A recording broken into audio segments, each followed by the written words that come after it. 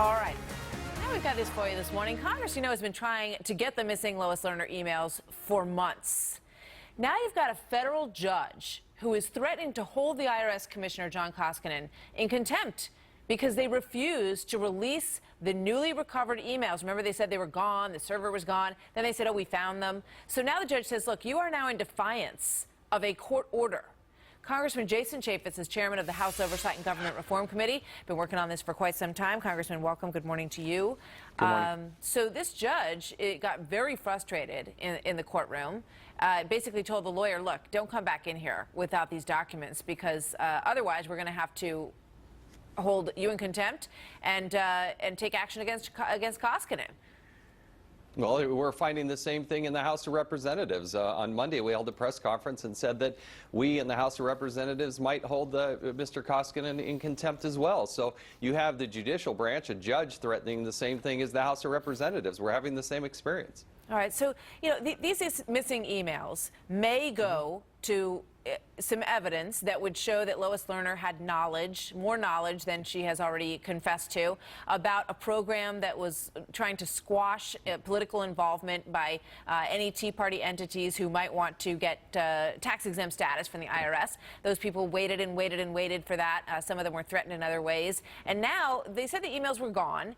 The server was gone. Now they say, well, we have the emails. What is their excuse for not turning them over at this point? Well, what Mr. Koskinen told us as the IRS commissioner was false. And remember, Martha, it's very simple. We had a duly issued subpoena for the Lois Lerner emails internally at the IRS. They had a preservation order. But even though those two things were in place, the IRS destroyed documents. You can't do that. Imagine if the IRS had summoned you to produce documents and you said, well, we went ahead and destroyed them. What would the IRS do to you?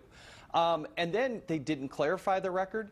They said that they had provided everything to Congress, but then they didn't. The Inspector General went in, an independent group went in and found more than 1,000 emails that we now have contacted. And so they have provided false documents or false statements to Congress, and we're going to hold these people responsible. All right, so what next? Well, we're very much looking forward to Senate Finance. Senator Orrin Hatch has been on top of this in the Senate. They are poised to introduce, I think, a bipartisan report, or at least a report, and hopefully that happens sooner rather than later. So we want to see what the Senate comes up with as well. We sent a 30-page letter to the president. 51 members of Congress now are calling upon the IRS commissioner to be removed from that position. We want the president to fulfill what he promised, which is he said he was going to work hand in hand with Congress. That has not happened. But we're not letting go of this, Martha. Yeah. We're not letting go of it. Well, the president initially expressed outrage that there could be any nefarious behavior on the part of the IRS, and the IRS needs to prove that there wasn't, which they say there wasn't. So they need those documents in order to do that. Congressman, thank you very much. Good to see you. Thank you. More to come on that.